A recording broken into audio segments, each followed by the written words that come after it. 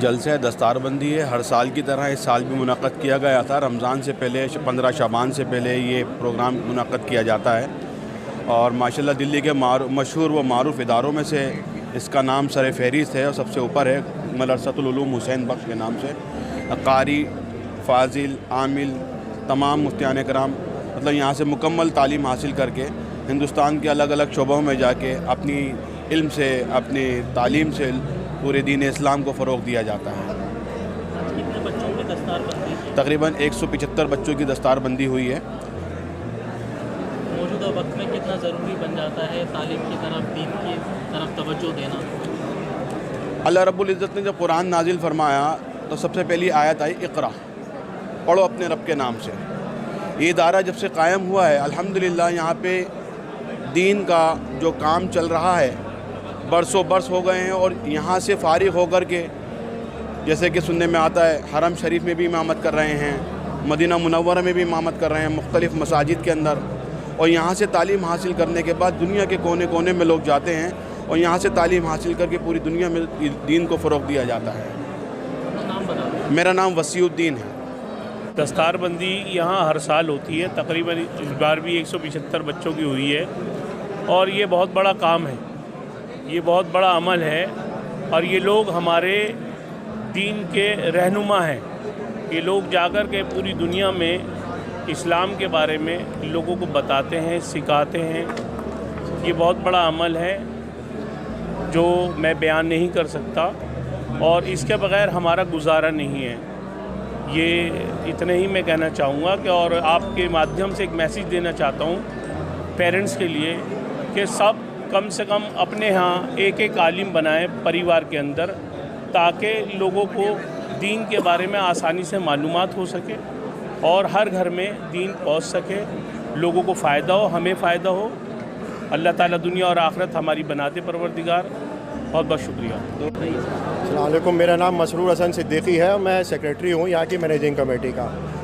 किस तरीके से जो है बच्चों को तालीम दी जाती है और आज क्या रखा गया था? देखिए, आमतौर पे मदरसे में जो है दीनी तालीम का निसाब कायम किया हुआ गया है, उससे दीनी तालीम दी जाती है। यहाँ से मुफ्ती, आलिम और मौलवियत की डिग्री लेके यहाँ से फ़ारिग होते हैं। लेकिन हमने अपने मदरसे में कंप्यूटर एजुकेशन भी शुरू कर रखी है और साथ में असरी तालीम में हमने इंग्लिश एजुकेशन भी दे रहे हैं। और इस साल से हमने फ़ैसला किया है साथ में हम मैथ्स की, हिंदी की और इंग्लिश की तालीम के साथ साथ थोड़ी जनरल नॉलेज की भी तालीम दी जाए, क्योंकि ये यहाँ से जब फ़ारिग होकर जाते हैं ये तो हमारे दीन को फैलाने का तो काम करते हैं, दीन की तालीमात तो देते हैं, साथ में इनको अगर असली तालीम भी होगी तो एक अच्छे बेहतर शहरी और हमारे समाज में एक बहुत अच्छा मकाम पा सकते हैं। क्योंकि आमतौर पे ये देखा जाता है कि जो मदारिस से फ़ारिग होते हैं बच्चे वो बाकी शोबों में पिछड़ जाते हैं क्योंकि उनकी तालीम उस तरह से असली तालीम नहीं होती है। तो हमने असली तालीम का भी इंतज़ाम इंशाअल्लाह इस साल से शुरू किया है। बच्चों को दीनी तालीम के साथ साथ असली तालीम का भी दर्ज दिया जाएगा ताकि ये बाहर जाके हमारी सही तरह रहनुमाई कर सकें। और ये जो मदारिस हैं ये दीन के किले हैं, यही जो यहाँ पे कायम है, तो आप समझिए कि इस्लाम और दीन कायम है हर जगह और यही दीन को आगे फैलाने का काम कर रहे हैं। तो जितना हो सके हमें इन बच्चों की हौसला अफजाई करनी चाहिए और साथ में इनको दूसरे भी शोबों में आगे लाना चाहिए ताकि ये अपना ज़रिया माश भी आगे कुछ और बना सके। ये ना हो कि मौलाना बन के या इमामत करते हुए इसी मस्जिद में रह जाए, बल्कि असल में ये हमारे इमाम जो है हमारे हर शोबे में इनको हमारी क़यादत करनी चाहिए। हमारे इमाम सिर्फ मस्जिद तक महदूद नहीं होने चाहिए, इनको हर शोबे में आगे आना चाहिए और हमारी जो है क़यादत करनी चाहिए। कितने बच्चे तालीम हासिल करते हैं? यहाँ हमारे तकरीबन 250 बच्चे होते हैं, उसमें मकामी भी होते हैं और बैरूनी दिल्ली भी होते हैं। लेकिन इस साल पिछले साल भी एडमिशन नहीं हो सका, कोरोना की वजह से हॉस्टल बंद था। तो इंशाल्लाह इस साल हॉस्टल खुल जाएगा तो नया साल हमारा रमज़ान के बाद, ईद के बाद शुरू होता है। तो हम इंशाल्लाह इस साल बैरूनी बच्चों को भी तालीम देंगे। तो तकरीबन 250 बच्चे हमारे यहाँ होते हैं जो ज़ेर तालीम होते हैं।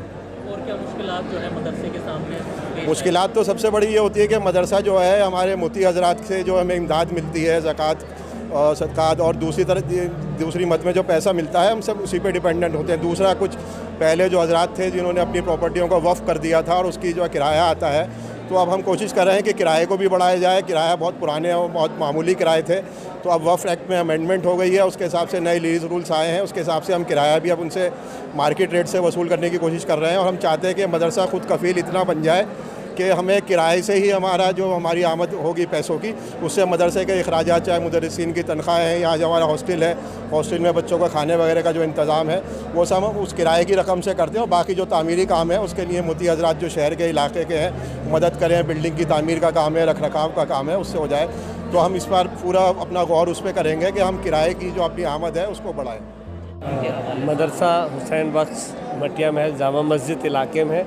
ये मदरसा तकरीबन 150 साल पुराना है और यहाँ पर बच्चे दीन की तालीम के साथ साथ जो दुनियाई तालीम है उसको भी हासिल करते हैं। यहाँ पर अंग्रेज़ी की भी जो एजुकेशन है वो दी जाती है, कंप्यूटर ट्रेनिंग भी दी जाती है और 175 बच्चे यहाँ से कुरान हाफिज़ करके फ़ारिग हुए हैं और उनकी आज दस्तारबंदी की गई है। तो मैं अल्लाह का शुक्र अदा करता हूँ और इस मैनेजमेंट जो कमेटी है मदरसे की उनको भी तहे दिल से शुक्रिया अदा करता हूँ, मुबारकबाद देता हूँ कि इतनी बड़ी तादाद में आपने इल्म हासिल करके बच्चों को फ़ारिग किया।